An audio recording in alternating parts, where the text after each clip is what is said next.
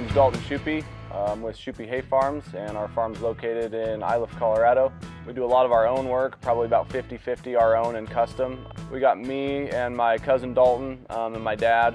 The three of us work all day, every day. Aside from farming, we have a couple other businesses that we kind of ventured into. The first one we started was an excavating company, and then my wife has a feed business.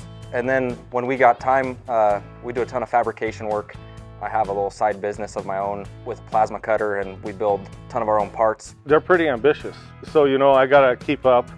But I think that's good. It keeps me young. I oversee the windrowers, and we as a group talk about it, but we kind of decide what order we're going to cut in, what time we're going to start, what time we're going to quit, how much we're going to do. Are we doing more than we can bale? The first thing I ever did was run a baler for them, so it's kind of stuck. Me and Mike do all the baling. I leased the Brand X 3x3 baler to start with because it was available for lease and I wanted to try it. And I loved the idea of the package. I did not love the baler. Then when I got my first Hesston 3x3, I really loved everything about it. And we'd already been Hesston windrowers forever. It's the only windrower we've ever owned as long as I can remember. So right now we're running two 2270 3x4s, and then we're running two W235 windrowers.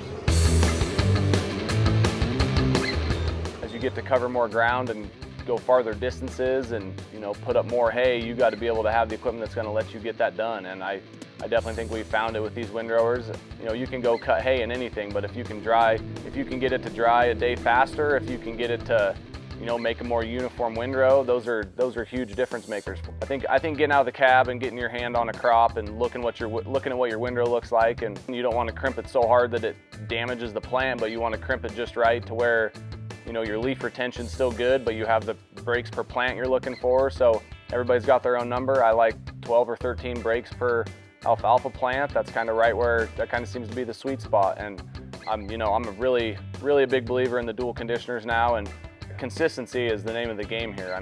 You got to have a consistent bale, you got to have a consistent weight, you got to have a consistent length, it's got to be square. All those things. And I'm not saying the other brands can't make that happen, but we've got it down to a science with these, and it works perfect. And so if you're somebody that's not happy with your whatever brand it is you're running, I would not be afraid to give your Massey dealer a call, and I'd definitely vouch for them. They're simple to work on, they're simple to understand, and then parts and service is tremendous. So that's huge when you have a problem, because when hay's ready to bale, it's ready to bale. Yeah, the wind blows, yeah, it's hot, or it's blizzarding, but we have our challenges, we have different thoughts sometimes, different ideas, but we usually come to a common ground. And I get kind of old school and he's kind of new school, but we kind of make it mesh in the middle somewhere. But it's awesome, I love it. I wouldn't want to do anything else.